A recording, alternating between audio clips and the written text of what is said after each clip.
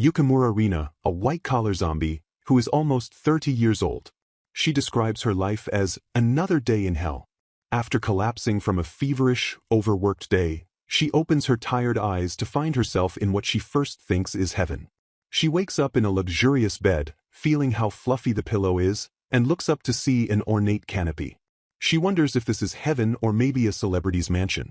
As she questions where she is, a door clatters open, and a young man bursts in, calling out the name Ekaterina. A sad, handsome boy stands over her with tears in his eyes, telling her he wouldn't know what to do if he lost her. The girl in the bed, Ekaterina, blinks in confusion as he anxiously asks how she feels and if she is sore. He pleads that he cannot lose her too. Ekaterina, looking weak, thinks that she has hurt her brother again, as if her silence wasn't bad enough. She feels a throb of pain and knows she needs to reassure him. Ekaterina weakly reaches out to pat his hand, apologizing for making him worry. Her brother tells her not to apologize and asks if she needs a doctor, begging her to at least nod. He then smiles gently, blaming himself for the incident. He says he shouldn't have pushed her so hard, especially since she had only just arrived in the capital. He offers to get her water and asks if she can drink it. Ekaterina mentally identifies him as her older brother, Alexei. She also mysteriously knows that he is only 17 yet is the head of the great ducal house of Yelnova and one of the Yulgren Empire's 3 Grand Dukes. As Alexei pours her a glass of water, Ekaterina wonders how she knows all this. He tells her not to fret, saying the new environment must be taking a toll on her. Her memory starts to return, and she recalls being in a carriage with her brother. She remembers they were on their way to the manor but stopped at the Magic Academy so she could visit before the semester began. However, seeing the academy gates made her chest tighten. In the present, she cries out in pain, causing a startled Alexei to gasp her name and drop the water pitcher. Her head throbs violently as she sees a vision of her other self, Yukimura Rina. While Alexei asks if she is all right and notes her pale face, she thinks that while she is certain her name is Ekaterina, she also wonders about the name Yukimura Rina. Seeing her distress, Alexei suggests sending for a doctor after all. Ekaterina looks at his worried face and thinks about how much he treasures her. She reaches out and insists there is no need, telling him she is honestly fine. She then asks him if he could please hold her hand for a little while longer. Alexei looks at her kindly and immediately agrees, saying yes, and of course, as he gently takes her hand. As her brother whispers her name, Ekaterina feels herself starting to doze off. She decides to use this time to reflect on what has happened, thinking that the names Alexei and Ekaterina are very familiar. Her mind flashes back to her life as Yukimura Rina, an overworked systems engineer. She remembers her boss, who was ditching work for a party, dumping a massive pile of work on her. A coworker had messed up and disappeared, so she was forced to do all his work and have it done by the next day. Overwhelmed, she knew she would miss the last train again. She mentally listed her urgent tasks while realizing she hadn't even eaten all day. Her job consisted of saving failing projects, which meant working from dawn to dusk and pulling endless all-nighters. Despite her hard work, she was always told it wasn't enough and never received a single word of praise. She recalls finally getting to go home on the last train. On the ride, she felt she couldn't take it anymore and needed comfort. She tapped on her phone and opened a romance game called Infinity World, the Maiden of Salvation, which promised beautiful boys would heal her. She remembers playing the game in her bed, feeling embarrassed by cheesy lines like, "I'll protect you." She had wondered why she even downloaded it when she didn't have time to sleep. While playing, she recalled thinking about the game's characters. She remembered the Villainess's older brother, Alexei, was a hottie and was sad he wasn't a dateable option. She noted he was obsessed with his sister and only smiled when he was with her. She also remembered the Villainess, Ekaterina, as an idiot who threw money around, boasted about becoming empress, and failed to defeat the heroine. In her memories, Yukimura Rina had gushed over how cute Alexei was, finding his devotion therapeutic. She'd been amazed that he still loved his sister so much even after she caused him to lose his title and fortune. She had wondered what it would feel like to be cared for that much. It was then that she had started to feel dizzy and numb. Her hands trembled, she couldn't move, and she fainted. Back in the present, Ekaterina lies in bed. Her eyes snap open as she finally understands. She realizes that she, Yukimura Rina, must have died. It is now her second day in this new body. She confirms that she died as Yukimura Rina and has been reincarnated as Ekaterina Yelnova, the Villainess from that game. Looking at her reflection, She sees the long indigo hair and blue eyes with purple highlights, confirming she looks just like Ekaterina. As she processes this, she feels dizzy again and wobbles. She pinches her cheek, and the pain proves it's not a dream. She now has the memories of both Ekaterina and Yukimura. Just then, Alexei opens the door, asking how she is. She realizes she fainted again. On the third day, she feels gloomy for causing her brothers so much trouble. She glances over and is shocked to see Alexei has been by her bedside all day. He is in work mode, handling his duties from her room. An aide enters, and Alexei, with an ice mode expression, gives curt instructions. He mentions confirming a field report and focusing on the budget for a recent dragon incident. Ekaterina's heart thumps, thrilled that her favorite character's smile was directed at her earlier. The aide lists more urgent tasks: budgets for timber patrols, tax reductions for a village hit by a landslide, and a report on imported food, stressing that work is stalled without Alexei. Looking stressed, Alexei turns to Ekaterina and apologizes, saying he has to return to work. He promises to visit when he can and tells her to ask the maid for anything she needs. As she watches him leave, she thinks he looks adorable, like a puppy with droopy ears.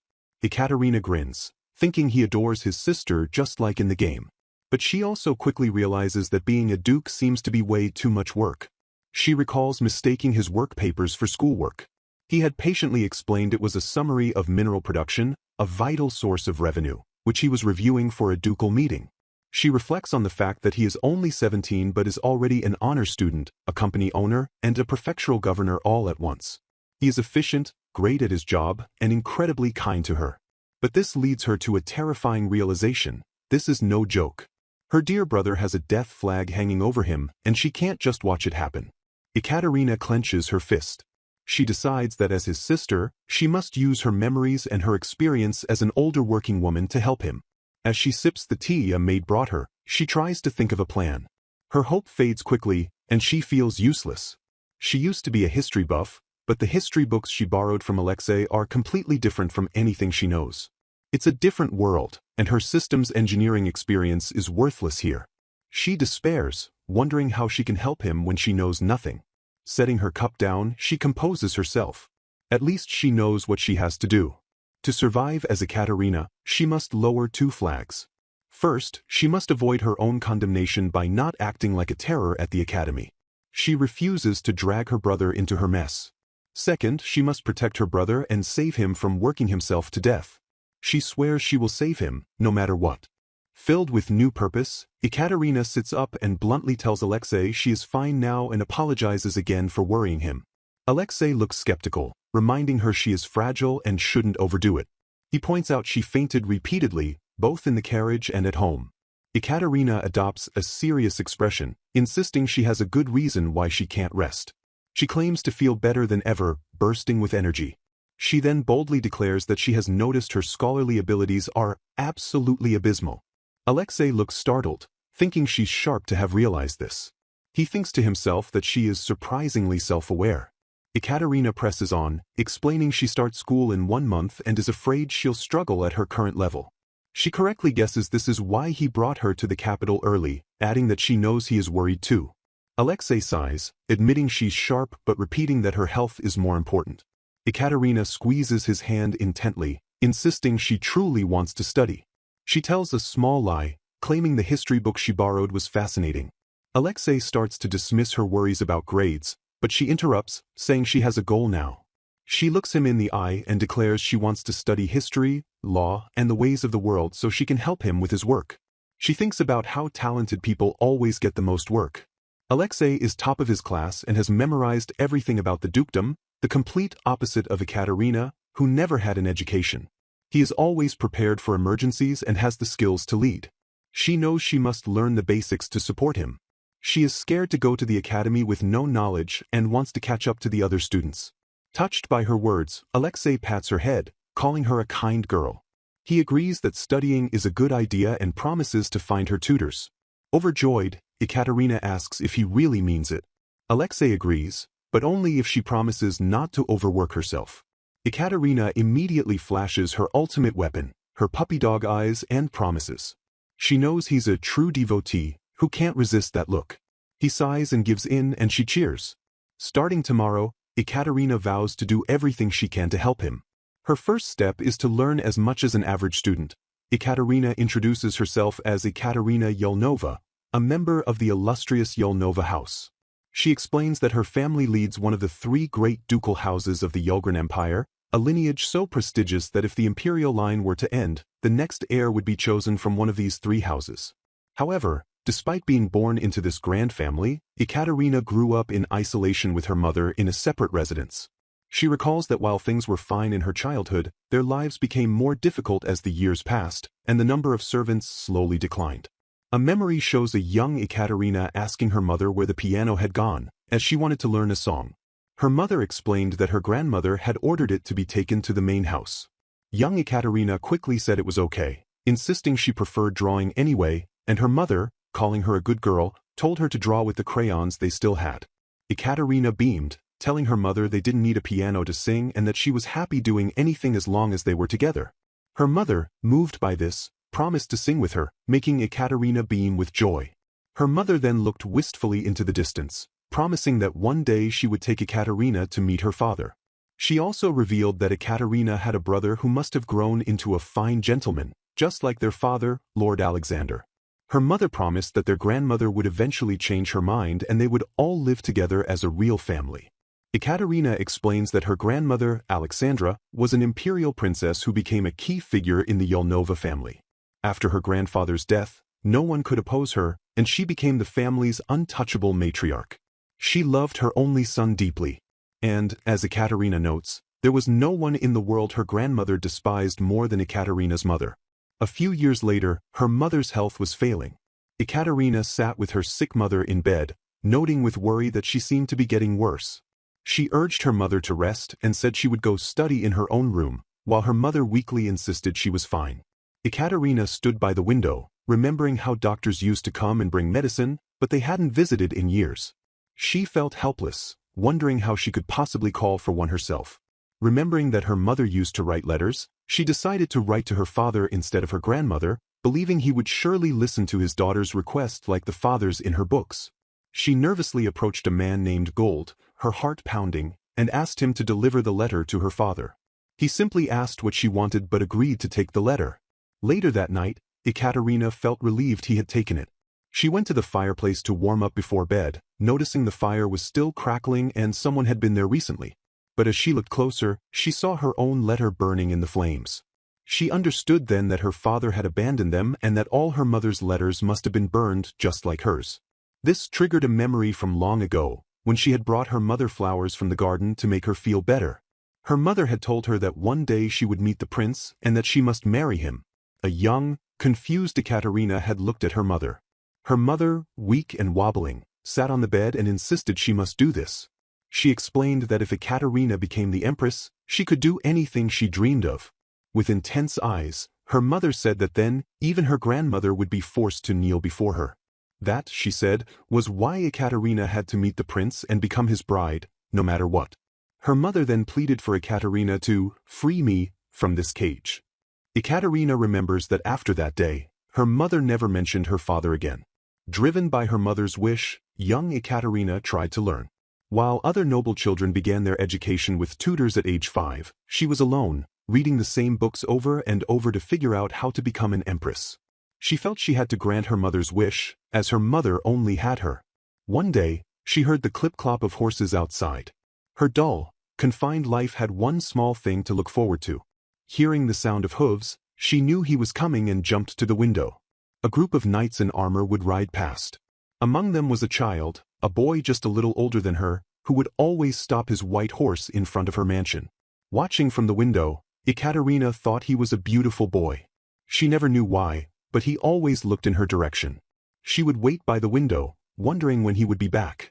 This drab, peaceful life was shattered half a year ago. A carriage rattled loudly as it arrived late at night.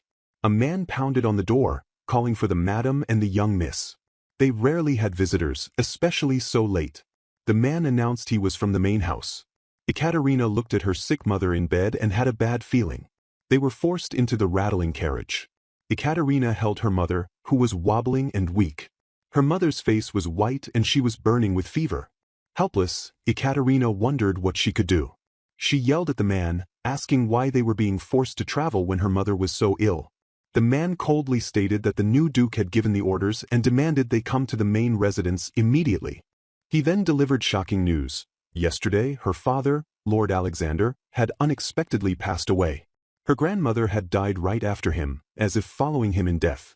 Ekaterina was stunned to learn her father and grandmother were both dead. Before she could process it, she and her mother were hustled into the carriage and taken to the duke's residence. During the rough journey, her mother's health worsened. Ekaterina, powerless to help, could only cry out her name. Her mother wheezed, and Ekaterina begged her not to leave her all alone. As Ekaterina trembled by her dying mother's bedside, the door slammed open.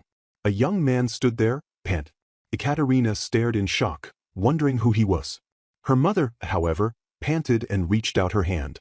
In her delirium, she whispered, "Lord Alexander," believing her lost love had finally come for her.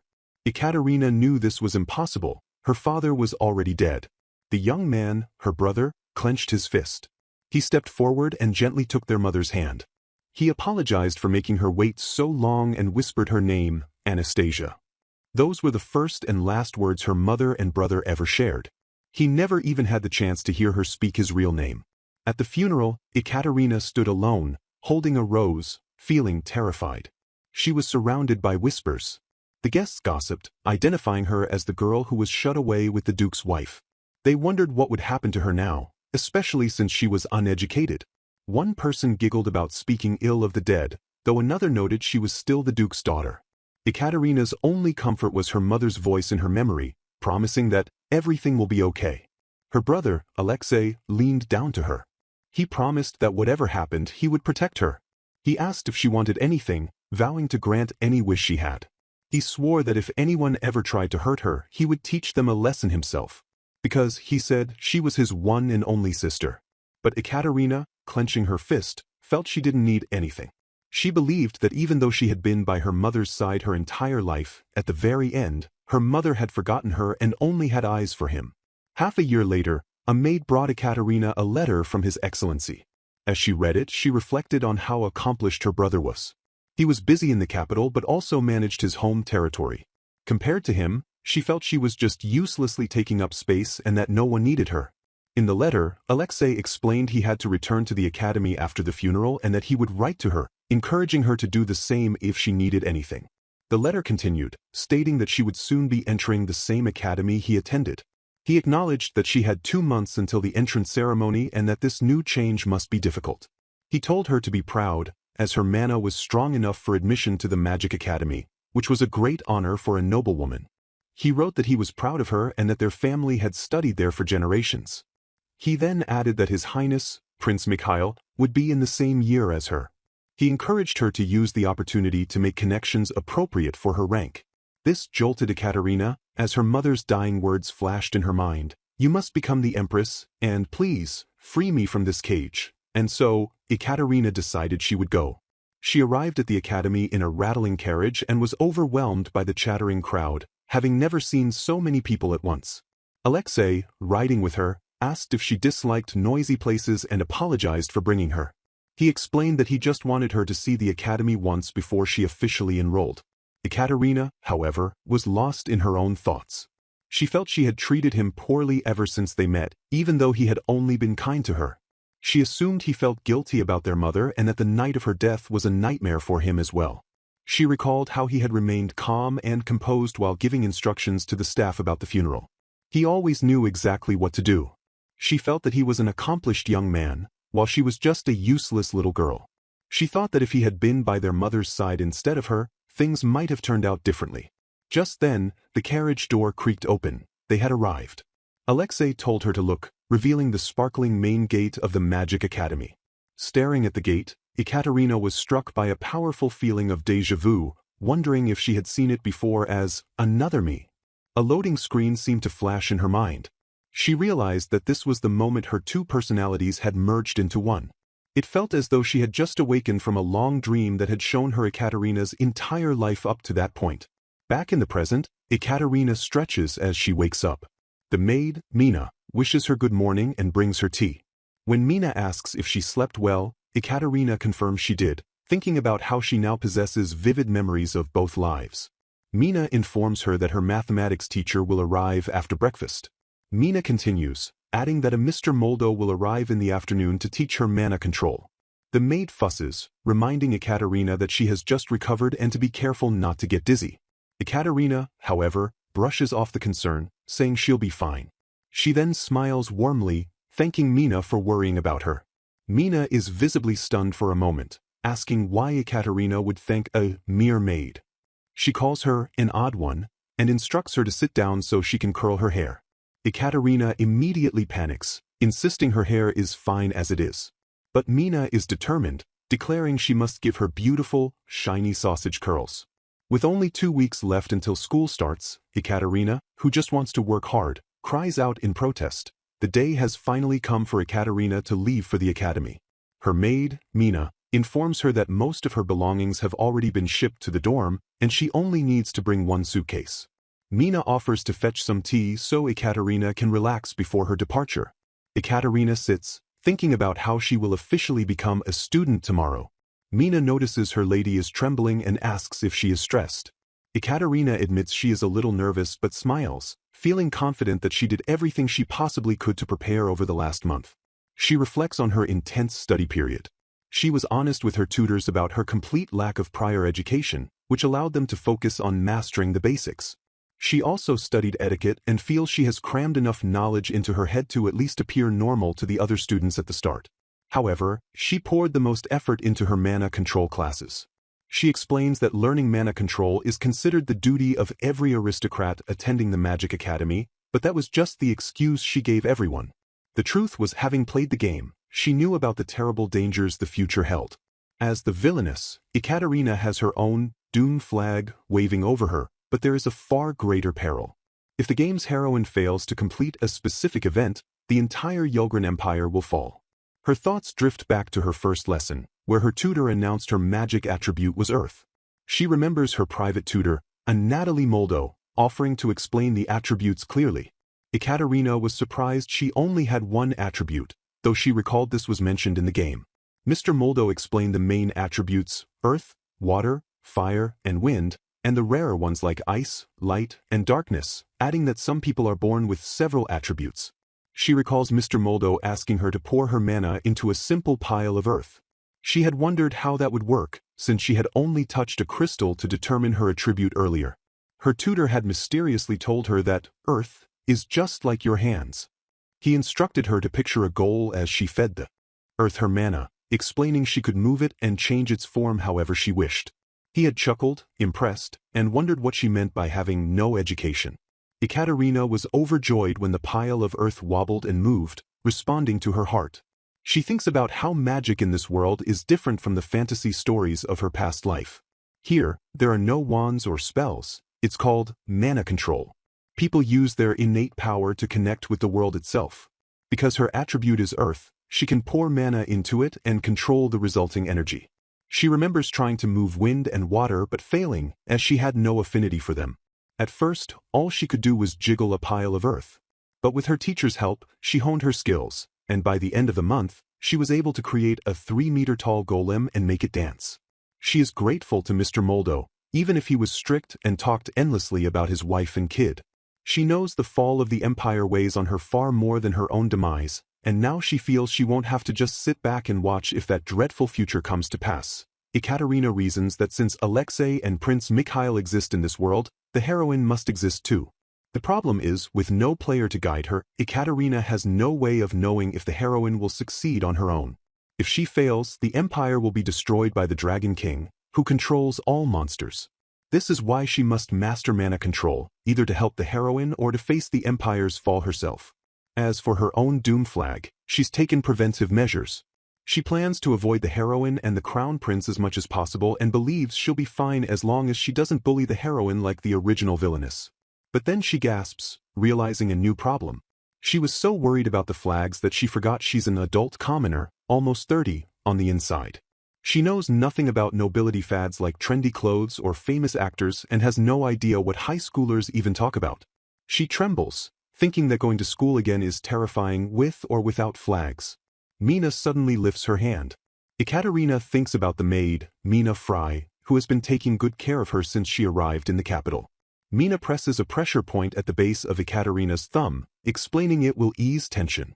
Ekaterina smiles, saying she's glad Mina is coming to the academy with her. Mina sighs, calling her strange for saying such things to a maid, but Ekaterina just brushes it off. Mina then vows to protect her lady. She tells Ekaterina that if she doesn't enjoy socializing with the other ladies, she can just stay close to Alexei or return to her room after class. Ekaterina, touched, thanks Mina and feels much better. She resolves to handle the flags as best she can and just hide when things get tough, reminding herself she only has to attend the academy for 3 years. She then goes to meet her brother, apologizing for the wait. Alexei, however, tells her not to apologize as he just arrived and she's actually early. He offers his arm to escort her. Ekaterina is internally ecstatic, thinking he looks even cooler than usual and feeling grateful she was reincarnated. In the carriage, Ekaterina admires the imperial capital's chic, European-style architecture, with its tall bell towers and beautiful sculptures. Alexei points out a huge statue of Pyotr the Great and another of their forefather, Duke Sergei. He then apologizes for not taking her sightseeing yet. Ekaterina reassures him it's fine, as she was the one who chose to study, but adds that she'd love a tour when he has time. Alexei chuckles and agrees. He then asks how she's feeling, reminding her that she collapsed the last time they approached the academy. Ekaterina realizes he's right and that they're almost at the gate. As the carriage moves forward, the Magic Academy's gate, which she remembers was closed before, comes into view, now open.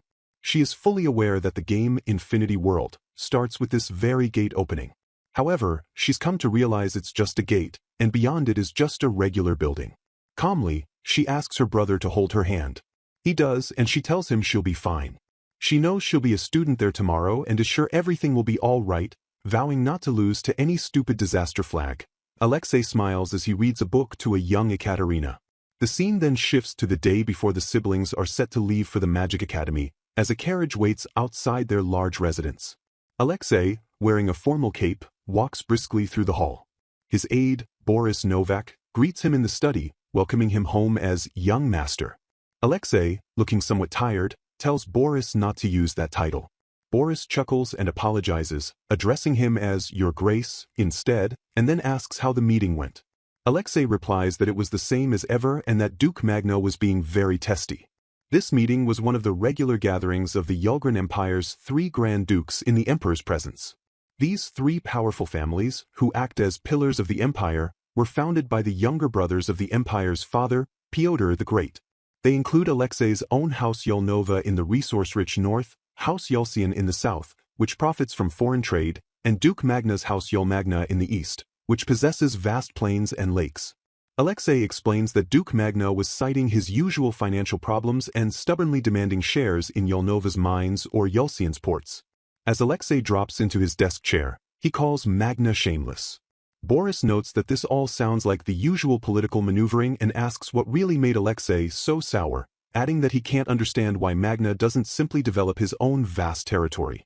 Alexei clenches his fist and reveals that Magna had dared to insult Ekaterina. He recounts how Magna had slyly remarked that the lady of House Yulnova is so frail she hasn't had a proper education or even accepted a single social invitation. Magna had then added that his very kind daughter, Elizaveta, feels for Ekaterina and would love to invite her over. Boris observes that Alexei must have been so outraged that he lost control of his powers and ended up chilling the room. He muses that Alexei has a strong affinity for ice that can manifest when his feelings are uncontrolled, though he usually maintains a better grip on it. Such a slip-up in front of the Emperor has been rare since he came of age. Boris adds that luckily, Duke Sane, who remains neutral in succession conflicts, created a diversion, so the incident didn't cause a stir. Changing the subject, Boris presents the progress reports from Lady Ekaterina's tutors and asks Alexei to review them. Elsewhere, Ekaterina is seen sneezing as Mina hopes she isn't getting ill. Boris reports that Ekaterina performed well and should have no trouble following her classes, adding that he expected nothing less from his Grace's sister. Boris then comments that Lady Ekaterina is a bright young lady, just as her mother was, and that both siblings take after her. Alexei looks down sadly, agreeing he is sure she was. Boris gently reminds him that no one could defy their grandmother, the matriarch, who had given orders for their mother to be killed if she ever set foot in the main mansion. Alexei is overcome with guilt, saying it was his fault because he let his guard down, never imagining that even after his grandmother's and father's deaths, people would still be willing to carry out her orders. He states that the weight of his sin will never lift, but Boris insists it was not his fault. Alexei then recalls what Ekaterina said to him recently. She had insisted that he was the one who had suffered most and that the only people to blame were their grandmother and their father, who had enabled her. She had reached out, telling him that their mother must have missed him dearly. Alexei thinks about his dear sister, who is so much like their mother. He laments that he let them suffer for so long, but instead of resenting him, she acted in their mother's stead, offering him the words he had always dreamed of hearing and even telling him their mother would have wanted to hold him. He tells Boris that Ekaterina forgave him, but he will never forgive himself. He then reveals a secret. The one who had sent their mother and Ekaterina to that separate manor was not their grandmother, but their late grandfather, Sergei Yelnova, who was the only one who could stand up to her. Alexei admits that until he saw them for the first time, he had never imagined they were being treated so poorly. He explains that their grandfather, who was often stuck in the capital, had moved them to protect them from the matriarch and provided money for them to live well, all while their father wasted time on gambling and mistresses. However, after their grandfather died, their grandmother quietly fired the servants and slashed their budget, forcing them into a life of misery. Alexei blames himself, saying he was only 10 and too focused on his work for the dukedom to notice their struggle. He feels he failed his family and is now resolved that there is nothing in the world he wouldn't do for Ekaterina. Boris smiles, praising Ekaterina as a gentle soul with plentiful mana, great beauty, and clear wit. He calls her the Blue Rose of Yelnova and points out that she has a good chance of becoming empress. Prince Mikhail is her peer, and her rival Elizaveta Magna is only 10. Alexei immediately shuts him down, saying never, and that he will not let the imperial family have her. He recounts a conversation from the previous day where Ekaterina, holding a book about dodging doom flags, told him her plan. She acknowledged that their mother had wanted her to become empress to spite their grandmother. But now that they are both gone, she wishes to live freely and would rather study in peace, avoiding the imperial family. Boris looks stern, saying Alexei should have scolded her for ignoring her duty as a noble lady.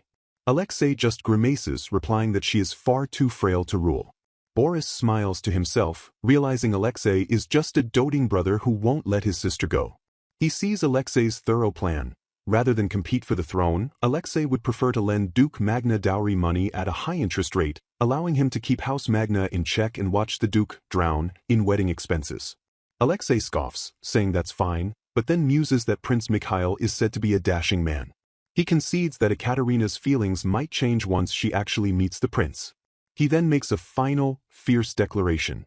If Ekaterina does come to want his highness, he will fight Magna to the bitter end and place her on the throne, even if it costs him his own life. He is resolved that anything Ekaterina desires will be hers. Ekaterina's maid holding a tea tray as she looks through a window. The scene then transitions to a grand bedroom where a lavish breakfast is laid out. Ekaterina, having just woken up in her large, elegant bed, takes a sip of tea. She reflects on how well she slept, feeling surprisingly rested despite being wound up the night before. She thinks her nerves must be stronger than she expected and remembers that today is the day of the important entrance ceremony, which marks the official start of the game. Looking around, she observes that her deluxe dorm room is nothing like a normal student dormitory.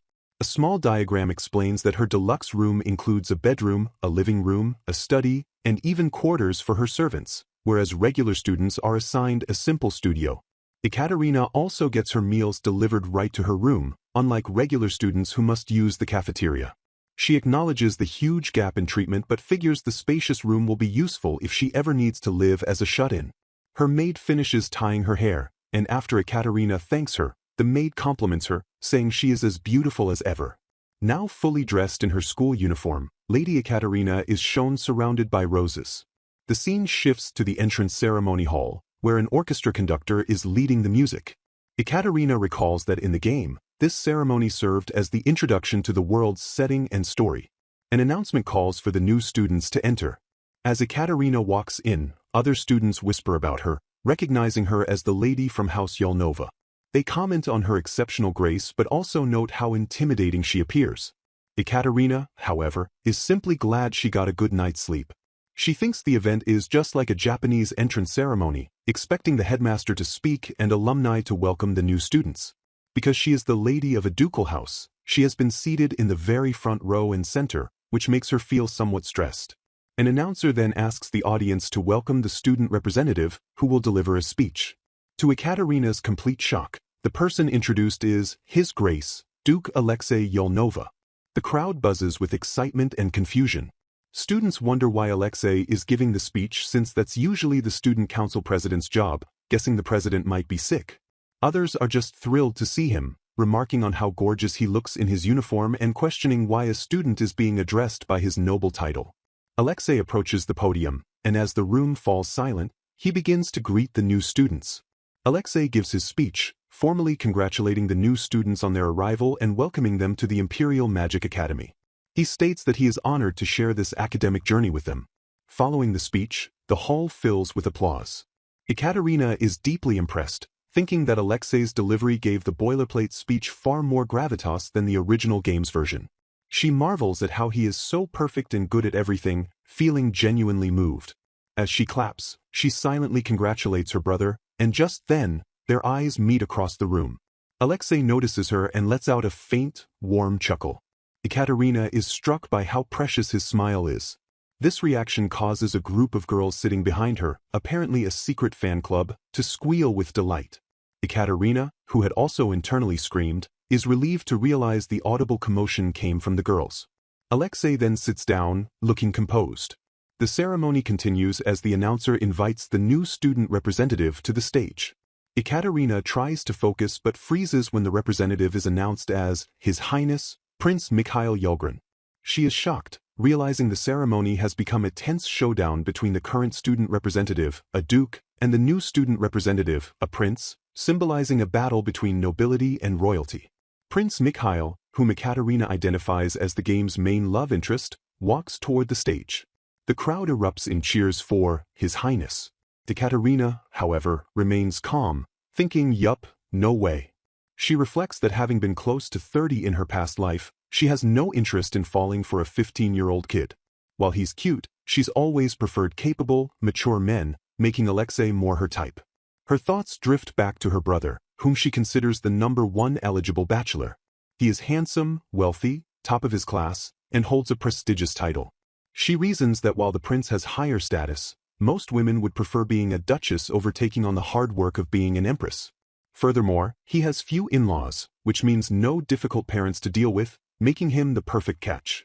Ekaterina muses that Alexei's wife will probably be chosen to meet the family's needs, but she personally just hopes he marries a girl who makes him happy and will always be there for him. This train of thought leads her to a sudden question. Given his high rank, shouldn't he already have a fiancé? She wonders if his marriage is already arranged and decides she needs to learn more.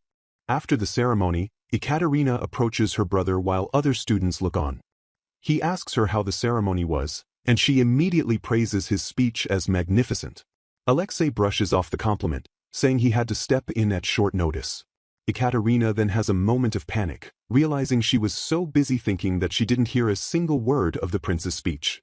Alexei dismisses his own rushed speech and asks what she thought of Prince Mikhail's speech instead. Ekaterina freezes, internally screaming and wondering why he even cares about the prince. She scrambles for an answer, wondering how to admit she was speculating about weird things and worrying it showed on her face. Deciding honesty is the best policy, she starts to tell the truth, admitting she doesn't remember much of it. Before he can react, she quickly changes the subject, saying she has a question for him. Alexei allows her to ask, and Ekaterina blurts out, "Do you have a fiancé?" Before he can respond, she clenches her fist and rushes to explain. She says she knows she has no say in the matter but wants to make a promise. She vows that no matter who his future wife is, she will never mistreat her, promising not to cause any trouble even if they end up clashing. She thinks to herself that bullying young brides is unacceptable. Alexei, confused, just repeats, "Clashing?" Suddenly, Alexei bursts into a hearty laugh. Ekaterina is bewildered and apologizes, flustered. Wiping a tear from his eye, Alexei calms down and tells her that he is not engaged. He explains that he hasn't had a moment to consider marriage due to his work and studies and will only ponder such things after graduation.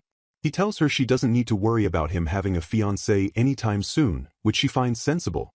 He then adds that he is not interested in taking a wife until he has first ensured that she is happily married and in good hands.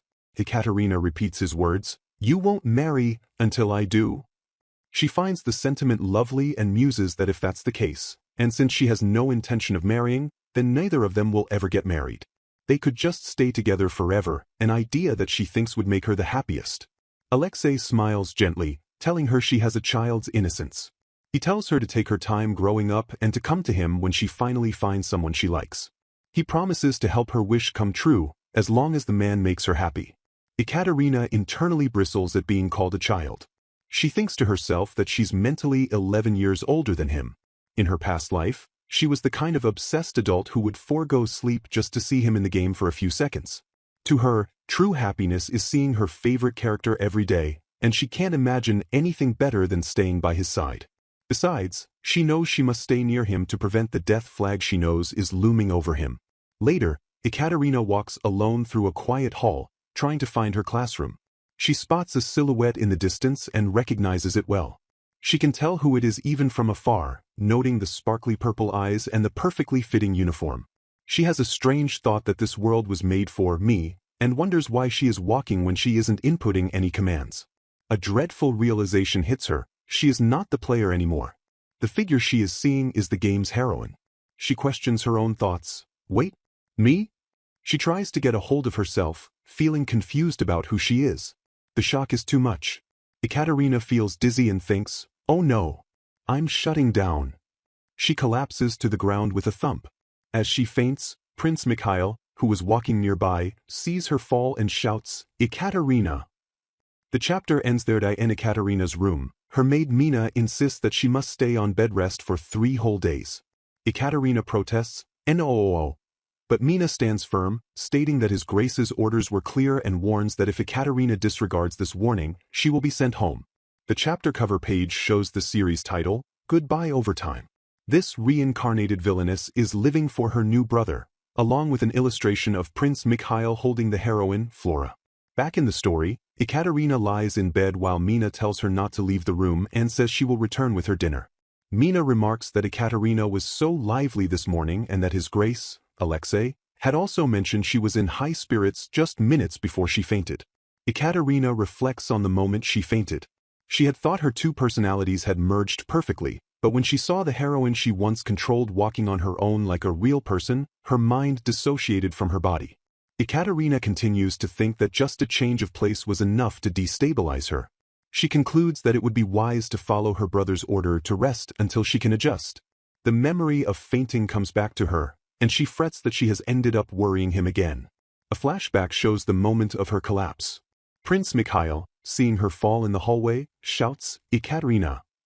He leans over her unconscious form, pleading, "Open your eyes, please." In the flashback, Ekaterina's eyes twitch open. She finds herself being held and weakly asks, "Be brother?"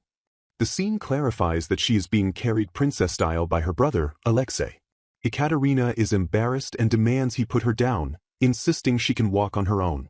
Alexei denies her request and tells her to behave herself while he takes her to the infirmary. Despite her protests, Ekaterina gets sidetracked, noticing how warm his arms and shoulder feel. Still in the flashback, Alexei tells her, "You are my life, Ekaterina." He confesses that if anything happened to her, he wouldn't survive it. This declaration makes Ekaterina blush and feel feverish. A humorous narrative box explains she was so struck in the heart by his coolness that she ascended to heaven.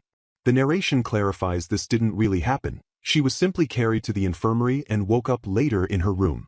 Back in the present, Ekaterina thanks her maid, Mina, for carrying her to her room. Mina, looking emotional, reveals that His Grace was intent on making Ekaterina rest and had actually decided to take her home. Ekaterina is shocked, realizing she barely dodged a bullet. She thinks that if she left the academy, she could avoid her doom flag, but she would then have no way to save the empire from destruction. Mina then comically clasps her hands, asking Ekaterina to ask her to hold her hand again, offering her hand, heart, or anything. A colorful panel explains how Mina showed her might. While Alexei wasn't there, Ekaterina had asked Mina to take her to her room. Ekaterina knew that the girls' dormitory was forbidden to boys, so her brother could not intrude. Mina, looking super stoic, confronted Alexei and told him what Ekaterina had said. A note explains that Lady Ekaterina was so disheartened by the idea of leaving that she had been crying, which Ekaterina is shocked to hear. Mina continues, explaining that once she told Alexei that Ekaterina was crying, he became so depressed that all his anger vanished. Ekaterina is stunned it was that bad, while Mina confirms it was a fatal blow. Looking out her window at the full moon, Ekaterina feels guilty, thinking, "I'm sorry for taking advantage of your love, brother." The scene then shifts, showing the academy building 3 days later. 3 days later, Ekaterina is in her classroom. Prince Mikhail enters and asks another student where Ekaterina Yelnova sits.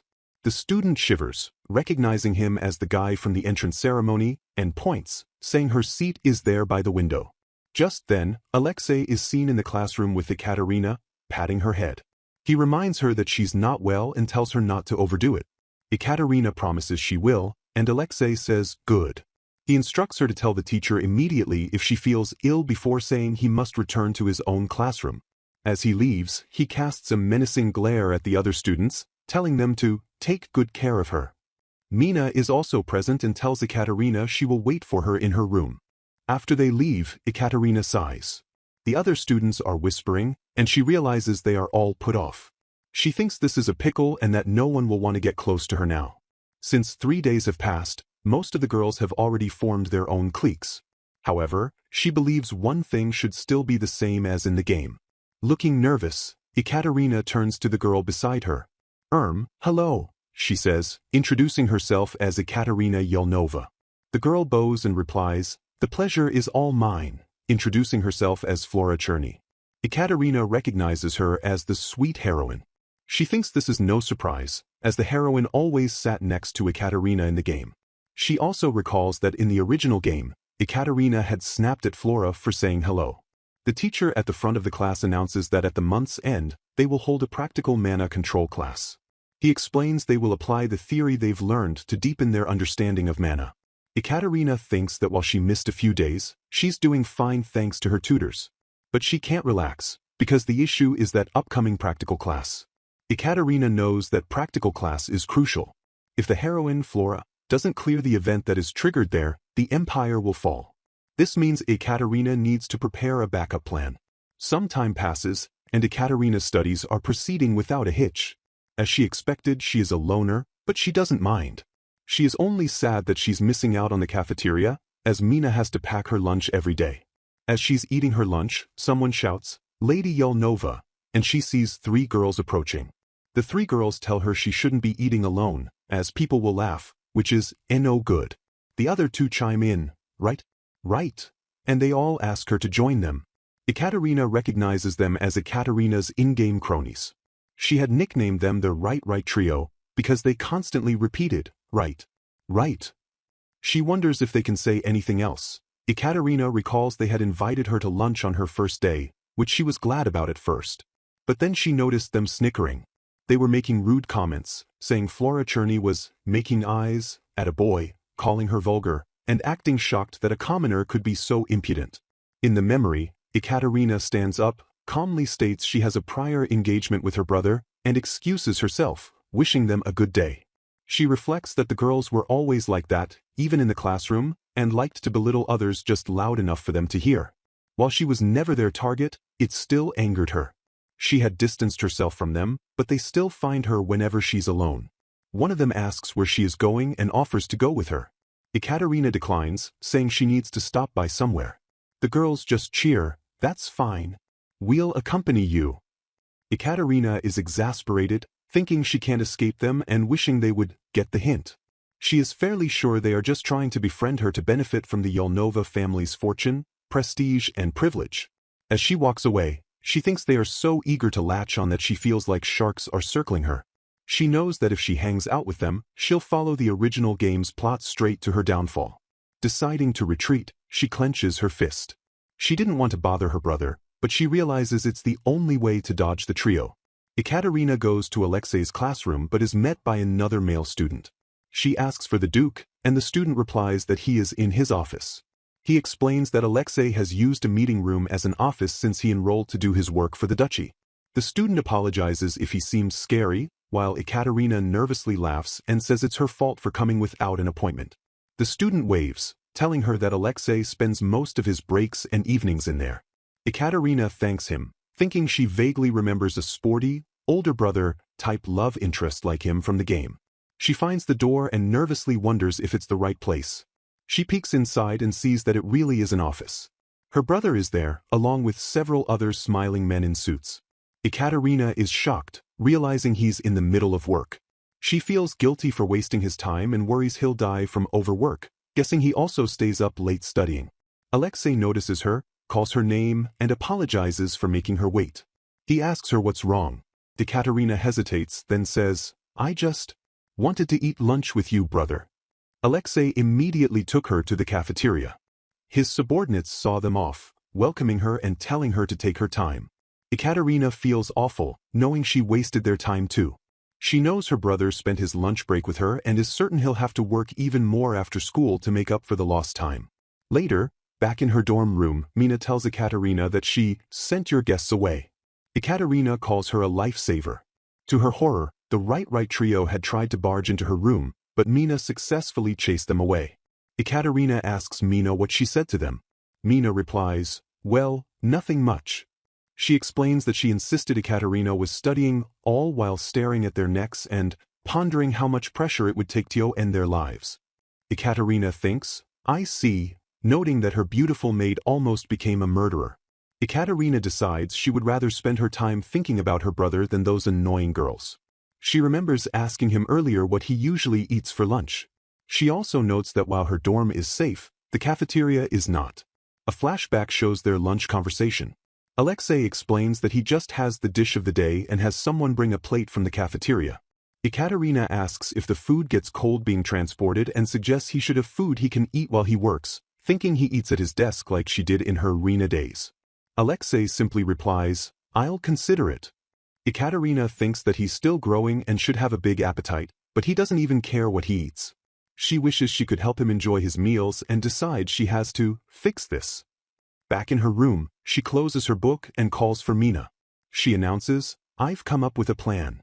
She sits on her bed, resolved, thinking that this plan has nothing to do with the trio. She is doing this for her brother. Ekaterina reflecting on her past life. She remembers that she lived alone after starting university and frequently cooked for herself, and her friends even praised her skills. Although she stopped cooking and relied on convenience store meals after she got a job, she is now determined to bring back those forgotten skills to prepare homemade meals for her dear brother. Ekaterina goes to the academy cafeteria's kitchen and asks the staff if she can borrow a corner. She is surprised when the head chef readily agrees, noting they have unused space and even telling his staff to share it with the other student, who is also there.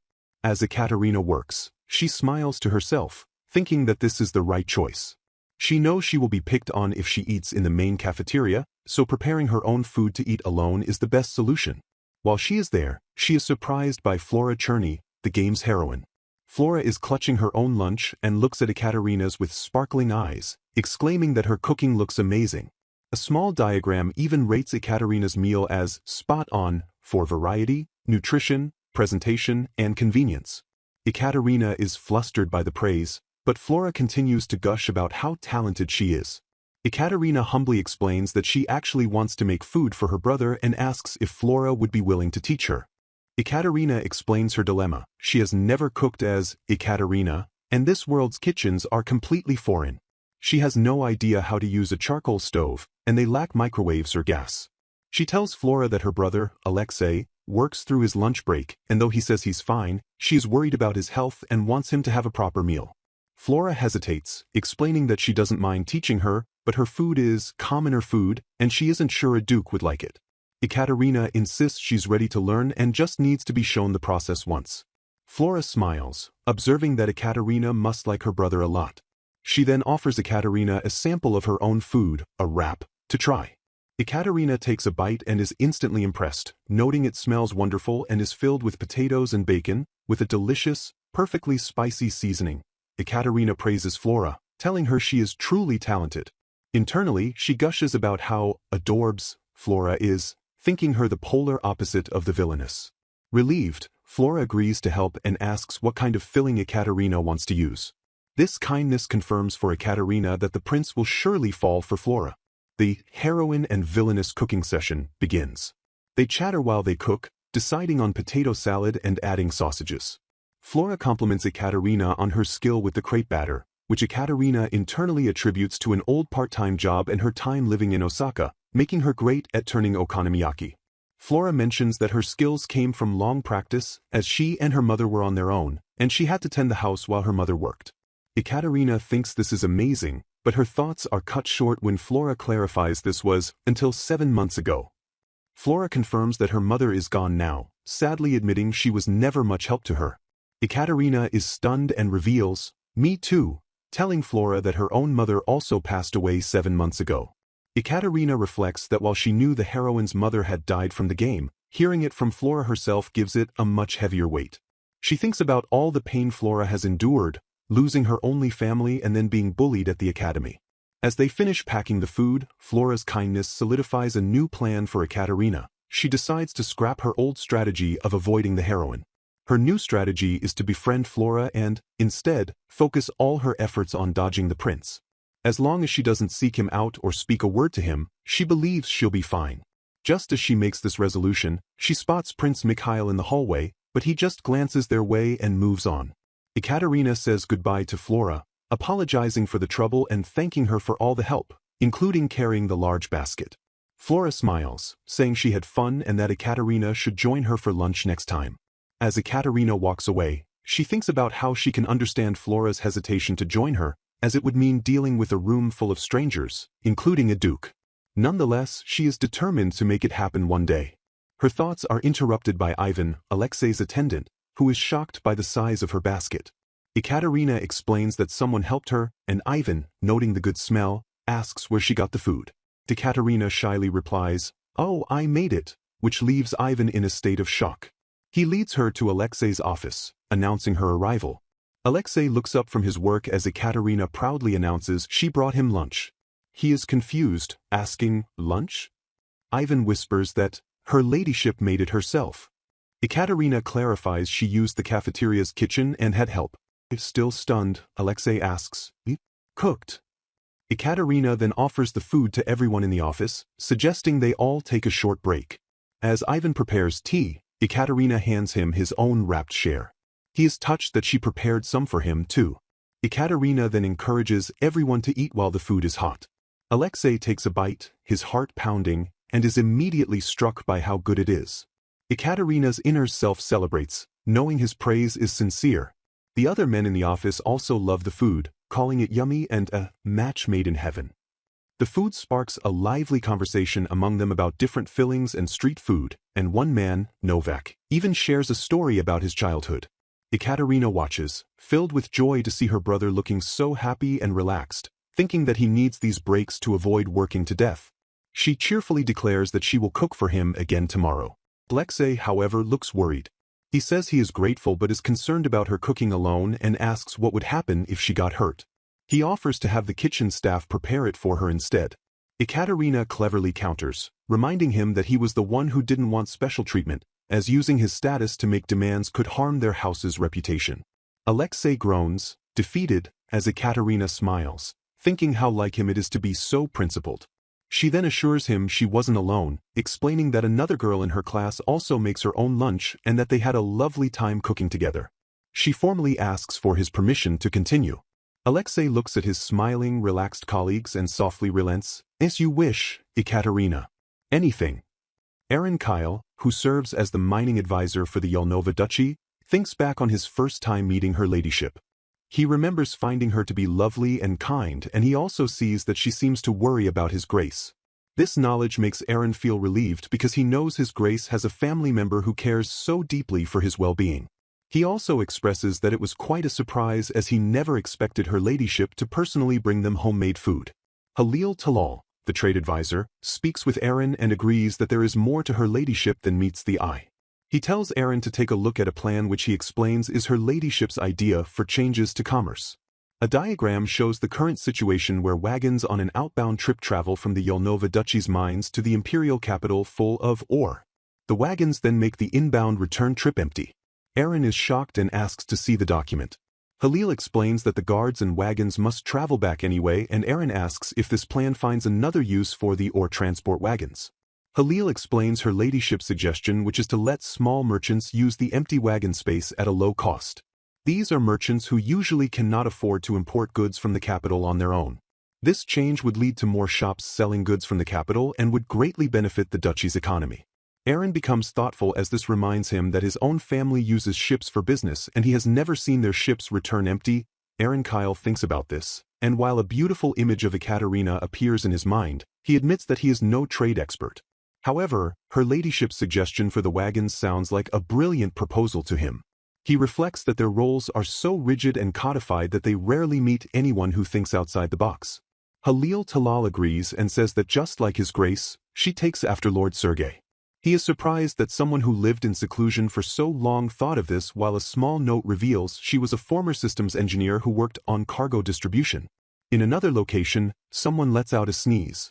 Elsewhere, a young lady thanks Lady Cherney, Flora. The girl is beaming as she happily explains that her brother loved the food. Flora smiles and replies that it was wonderful and she is glad she could help.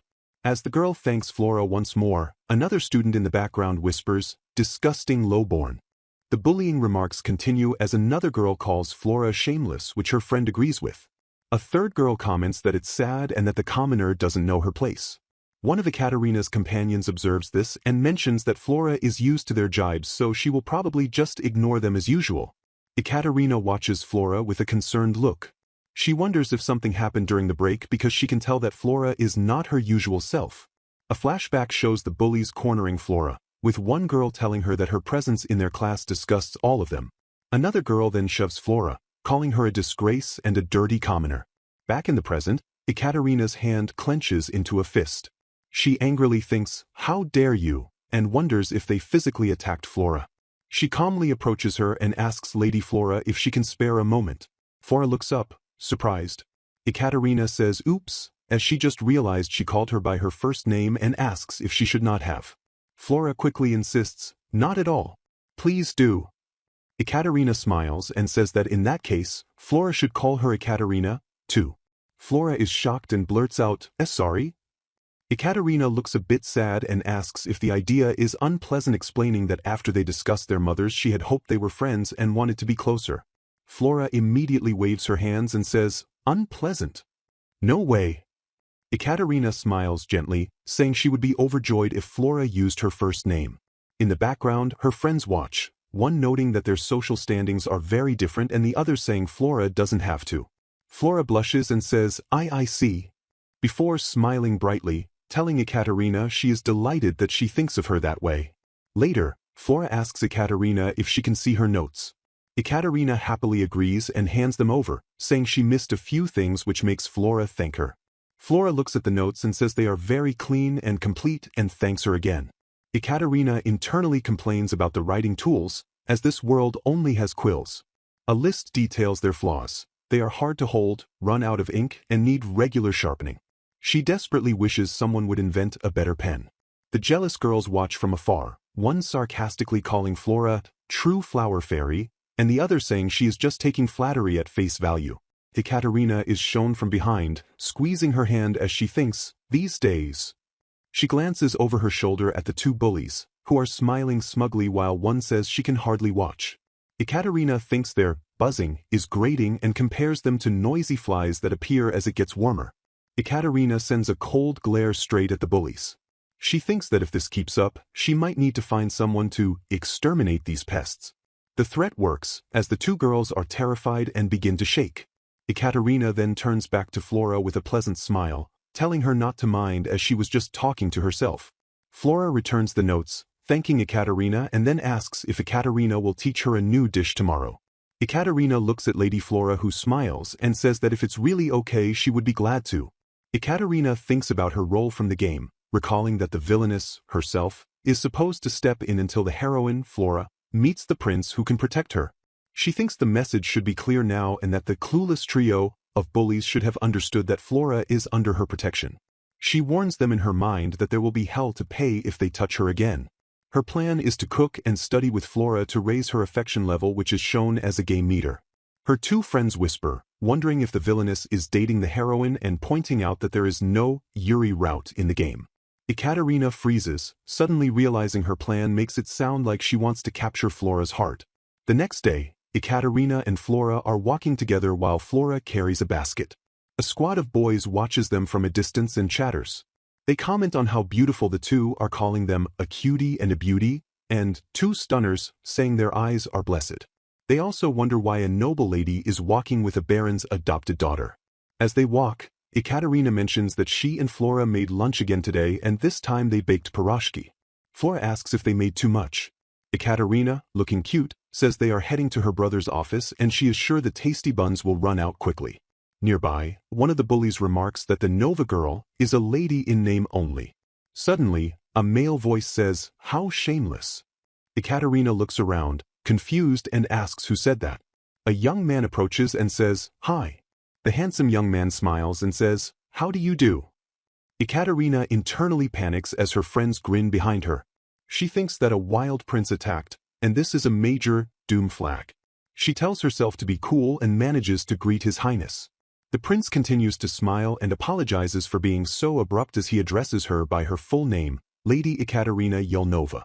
The prince apologizes for frightening her and tells her to remain at ease.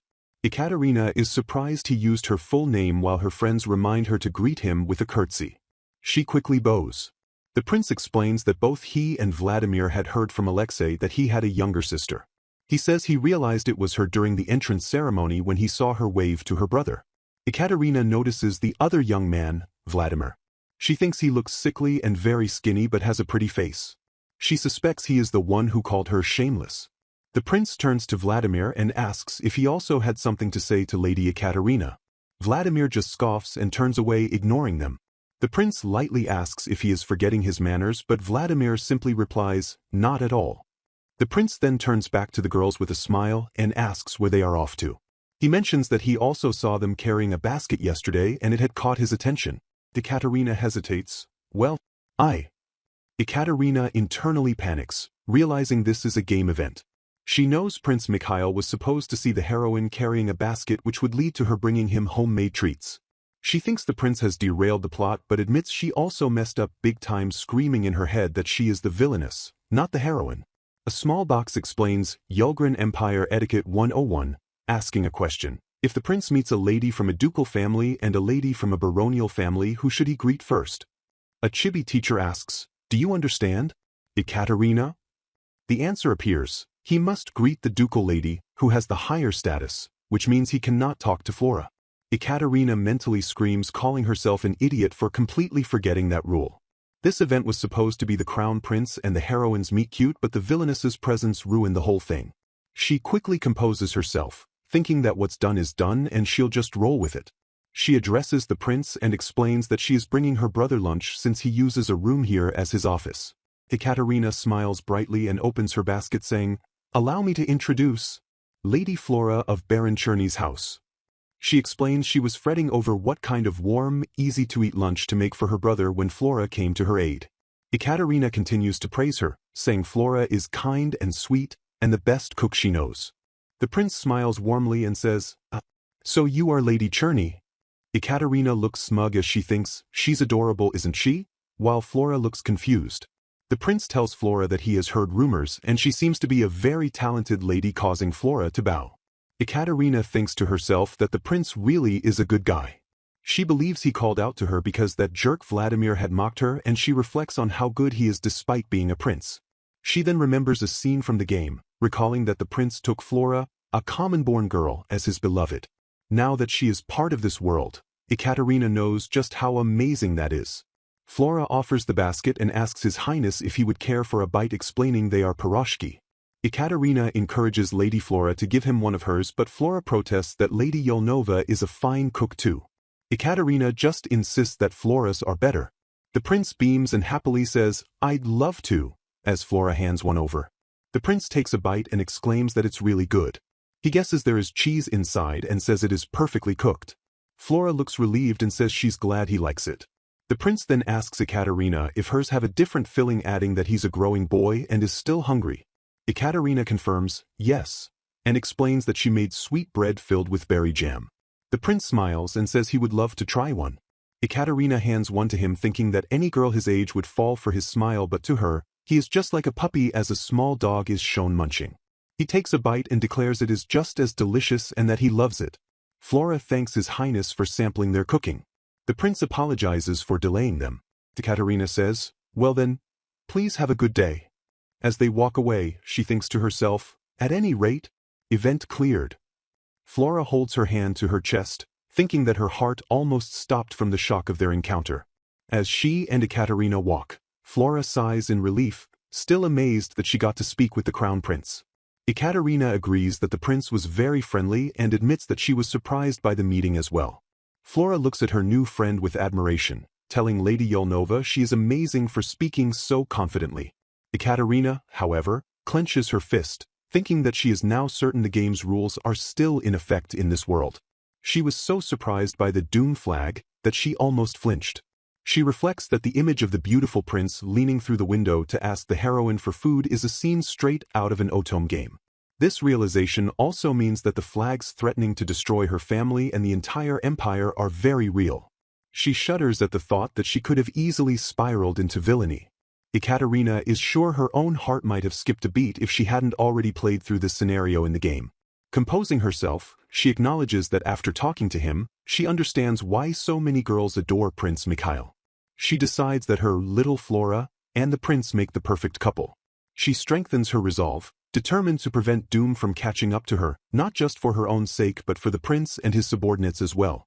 She then lightens her own mood by reminding herself that the only one for her is her dear brother, Alexei, the Ice King, who melts only for her. Ekaterina is sure the prince must have taken a liking to Flora after tasting her delicious cooking. A small diagram shows how the villainess, Ekaterina, intruded on a moment between the prince and the heroine, Flora. She believes the fate of the entire empire now rests on the next event. She hopes that since Flora is now on the prince's route, he will be there to help her. As her friends cheer her on in the background, happy to watch this beautiful story unfold, Ekaterina pauses. She realizes that, flags aside, she simply wants her two new friends to be happy. Her mood droops again as a new problem occurs to her. If she is going to support their love, she can't avoid the prince. She worries about what she will do if he approaches her again like he did today, fretting that ignoring him would be considered lèse-majesté. Flora notices her change in mood and asks if she is all right. Ekaterina mentally scolds herself for changing her plans so quickly after vowing to stay away from the prince.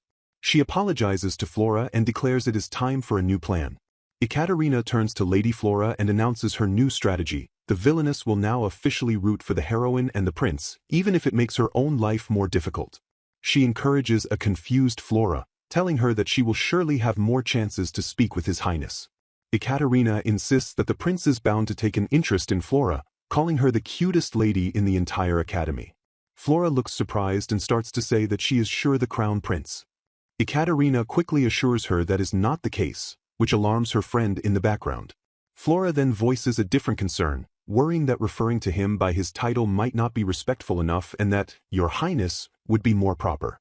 She thanks Ekaterina for the advice, saying she will be careful. Ekaterina reassures her it is just a small detail and not to worry. Flora continues, explaining that the one His Highness really took an interest in was Lady Yelnova. She stares at Ekaterina, listing the many reasons why. Ekaterina is beautiful, kind, and noble enough to stand by his side. She even points out that the prince had heard about Ekaterina from her brother, Alexei. Flora simply cannot understand why Ekaterina doesn't notice any of this. Ekaterina just thinks to herself that Flora is too cute and a perfect otome heroine. The two girls arrive at Alexei's office, the clatter of the door opening surprising him. He greets his sister, my lady. Ekaterina greets him back and, grasping Flora's hand, explains that she invited her friends so they could all have lunch together. She apologizes, knowing it is a workplace, and asks if it is all right. Alexei simply says, I see, as his attendant informs him of her ladyship's request to bring in her friend. Alexei states that he doesn't mind and it shall be as she wishes. Inside, they find an imposing older man named Baltazar Forley, the forestry and agriculture advisor. Forley greets Ekaterina, noting it is their first meeting and apologizing for not standing. Alexei explains to Ekaterina that Forley was their grandfather's friend. Forley then asks to begin his report, making Ekaterina realize they have walked into a power lunch and causing her to feel sorry for Flora. Forley addresses Alexei as young master. His report is grim, He looks out over a vast forest where the silhouette of a massive dragon is visible. He confirms that, as he feared, the black dragon has come. Ekaterina and Flora gulp, and Ekaterina thinks, "A dragon? Hang on." She suddenly remembers a moment from Chapter 1 when Forley had interrupted a meeting to discuss the budget for a recent dragon sighting. Forley states that he has seen it with his own eyes and there is no mistake. The narration explains that the Yolnova Duchy's prosperity comes from its forests but the forests are also home to monsters. Among the timber, the black dragon cedar is especially prized. This dragon has appeared right where the 400-year-old trees they were ordered to cut are located, making the logging unfeasible. Forley investigated this himself and now believes their work is impossible. Alexei notes that if this is the black dragon known as the King of the North, no human can defeat it. Forley presents Alexei with 3 options: wait for the dragon to leave, find a new logging area, or notify the client. Alexei turns to his trade advisor, Halil, for his opinion. Halil suggests waiting, explaining that clearing a new logging area would be too costly to be profitable. He believes the client will agree to wait for half a year. Forley adds that he suspects the black dragon is waiting for their next move. He explains that their recent expansion of the lumber industry has led to an increase in monster appearances. He believes they have ventured too far into the monster's habitat, and the black dragon, as their king, has appeared to deter them. Alexei correctly surmises that this means waiting or moving to a new area will not solve the problem. Alexei leans back, accepting the elder of the forest's word. He states that the current order matters less than the fact that they might anger the black dragon. Forley agrees, warning they must prepare for a massive clash. At this, Ekaterina has a sudden realization. She recalls the dragon had a different name in the game and that it was the final boss who destroys the empire if you fail. She thinks the game never foreshadowed the event this way. A flowchart of the prince's route appears, the only one Ekaterina played. It shows how different choices lead to different endings, with failure or a bad end ultimately leading to the fall of the empire. Ekaterina realizes the black dragon must be Vladforin, the Dragon King. He is the final boss, but in his human form he is a hidden love interest. She frets, knowing she has no idea how to win him over because she skipped his route's guide, as Alexei barely appeared in it. She understands now that the game never explained why the boss attacked. She had thought clearing an event was the only way to lower the doom flag, but now she sees the monsters were unhappy about the theft of their territory. With this new information, she believes they might be able to prevent the empire's fall. Ekaterina excuses herself and speaks up. She refers to Forley's point about the dragon awaiting their reaction and asks if there is a chance the dragon will leave on its own if they show they intend to slow down their logging. Forley admits it's possible, but he warns that slowing the industry is difficult because their fuel needs increase every year. Alexei silently wonders why she is intervening. Ekaterina presses on, asking if they are making any effort toward afforestation to replace the trees they cut. Forley is unfamiliar with the term. Ekaterina remembers her past life, recalling a school trip to Yoshino to learn about afforestation and the essay she wrote on its history. She realizes this world is like old Europe, which hadn't yet started replanting its forests. She explains that afforestation means replanting trees, just as farmers sow new wheat after harvest. Forley is taken aback, and Alexei looks dazed at the novel idea. Forley argues that trees, unlike wheat, take many years to grow. Ekaterina counters by citing a Japanese saying about 1-year plans for wheat, 10-year plans for trees, and 100-year plans for people. She points to their duchy's 400-year history and asks how they can support the empire if they can't even carry out a long-term plan to grow trees. She speaks passionately, warning that if they continue at their current rate and anger the black dragon, the entire empire will face disaster. She declares she cannot bear the thought of her brother and the citizens being at risk and that they must avoid this fate. She proposes that even if they can't stop logging, they must grow more trees. This would show the monsters they don't intend to steal their entire territory and might soothe the dragon. Forley, impressed, asks how she came up with this idea he's never heard of. Ekaterina humbly replies that she just thought of trees like wheat. She adds that the trees are an important product for the duchy and must be preserved, suggesting that the trees they plant now might one day be even finer than the wild ones. Alexei smiles and agrees, all right. He notes there is no harm in thinking ahead and that, dragon or not, it is a good way to use steep terrain unsuited for agriculture.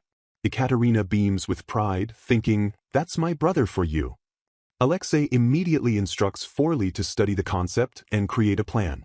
He then decides to ask the client for a 6-month pause to observe the dragon's reaction, planning to reconvene in 3 months if it hasn't moved. As Alexei moves on to the next document, Ekaterina admires his capability. He took an unknown concept, saw its advantages, and found realistic common ground. She clenches her hands, thinking that if this simple idea saves the empire from the final boss, it is more than worth it. She also finds it a bit anticlimactic that her idea might stop the King of the North so easily. She smiles, thinking, afforestation, for the win. She knows from her past life that reckless logging causes problems, and this is a perfect, peaceful solution. With that settled, she turns her mind back to the game's plot, still determined to clear the upcoming key event and ensure they never end up on that wretched route, their power lunch, and Lord Forley expresses his delight, calling the food Ekaterina prepared a true feast. He confesses he was astonished to hear she had cooked for the young master, while Ekaterina smiles, glad it is to his taste. Alexei is shown quietly eating the pastry as Forley comments on how delighted he is to see the siblings have such a harmonious relationship. Flora then asks Lord Forley why he always refers to Alexei as young master. Forley smiles and calls it an elder's whim, one he intends to keep until Alexei graduates from the academy, which prompts Alexei to remark that Forley always gets his way. Alexei explains to a surprised Flora that Forley was actually their grandfather's classmate at this very academy. Forley looks back on those days fondly, admitting that while it was improper, he used to call his friend Sergei, as they were both rascals in what he remembers as a pleasant era. He then wishes the young master had more time for himself like they did. This makes Ekaterina understand that Forley, as their grandfather's close friend, is intentionally allowing Alexei a space to remain a child, knowing he had to grow up far too fast. Ekaterina then asks Forley to tell her stories about her brother's childhood during their next meeting, and he warmly agrees, much to Alexei's slight embarrassment. Forley then turns his attention to Flora, noting her lovely friendship with Ekaterina and guessing they bonded over their shared interest in cooking. Ekaterina formally introduces Lady Flora Cherney, explaining that they are classmates and that Flora has been kindly teaching her how to cook. She praises Flora as a talented cook and an excellent teacher, though Flora modestly dismisses the compliment. Ekaterina then excitedly adds that Flora is so talented that even His Highness, the Prince, praised her cooking earlier that day. At this news, Alexei's calm expression shatters, and he pointedly asks, "His Highness?" Ekaterina happily recounts the meeting, explaining the prince had stopped them in the hall looking curious, so they offered him a taste which he declared delicious. She gets confirmation from Flora while Alexei looks on with a strained expression. This reminds Ekaterina to ask her brother if he is on good terms with the prince, since the prince even knew her name. She then asks if Alexei knows a second year named Vladimir, describing his light indigo hair and his association with the prince. Alexei confirms he knows Vladimir Yelmagna, the heir to the house of Yelmagna, one of the other 3 grand ducal houses. Ekaterina immediately realizes this was the rude man from earlier and wonders if his petty behavior was due to a rivalry between their houses. Alexei asks if Vladimir spoke to her, but Ekaterina says he did not. She then smiles, thinking that Vladimir has a lot of growing to do and simply cannot compare to her brother. Alexei smirks, calling Vladimir a smart man, but he warns Ekaterina that there are concerning rumors about how he treats ladies and that he hopes she will not get involved with him. Ekaterina brightly promises she never will. Alexei then changes the subject, turning to Flora and asking if her family's territory is Angar. Flora looks surprised and explains that her family no longer has a territory, the Baron and Baroness sold it long ago. Ekaterina is shocked to learn they only have their peerage. Flora clarifies that they live in a small rented house in the capital, a beautiful home with a flower garden, and that her mother, a seamstress, was friends with the Baroness. In a flashback, Flora explains that her mother and the Baroness loved to cook and shared recipes. When her mother passed away, the kind Baron and Baroness came to her. With tears in her eyes, she remembers how they offered to take her in, saying they loved her like a granddaughter. She concludes by explaining to Ekaterina that although she is part of a baron's house, she was born a commoner and felt she had to be upfront about it. Flora apologizes for the heavy topic but explains that while she has loved cooking with the kind Lady Yelnova, hearing her speak about the duchy's matters made her realize they are from different worlds. Recalling the bully's shameless comment, Flora expresses her fear that if Ekaterina is seen with her, she will be ridiculed by her social circle. Ekaterina tries to stop her, insisting she shouldn't worry, but Flora knows the kind Duchess will say that. Instead, Flora turns directly to Alexei and, clenching her fist, asks, "Your Grace, to tell her if she is truly unworthy of associating with his sister. Ekaterina is horrified by the question. Alexei thanks Flora for her honesty and states that his sister, having lived away from high society, doesn't understand the ways of the world. He concludes that he believes it would be for the best if Ekaterina could learn her rightful place. Devastated, Flora thinks that their friendship might even bring trouble to his grace. Ekaterina grabs her brother's arm, shouting, "Brother!" As Flora slumps in defeat, Forley intervenes, asking Alexei if they can speak privately later, and Alexei agrees. After Flora and Forley have left, Ekaterina and Alexei sit facing each other in silence. Ekaterina notes that her brother looks troubled, but his voice is still gentle as he apologizes for ruining her act of kindness. He tries to explain that their worlds are different and their ranks are too far apart. He tells her she must learn to act according to her rank to protect herself from the constant strife in their class. Ekaterina is left speechless, feeling there is too much to say but not knowing where to start. As Alexei stands and begins to apologize again, she also rises, pleading, "Please." Tears begin to fall from her eyes, and Alexei, looking pained, kneels before her, begging her not to cry and calling her name. Ekaterina reaches out and looks at her brother, telling him that looking down on someone for their lesser rank is exactly what their imperial grandmother did to their mother. Alexei freezes, horrified by her words. As the bells toll, he recoils, wondering what he is doing and realizing he has said something horrible. Before he can react, Ekaterina excuses herself and flees the room, slamming the door behind her.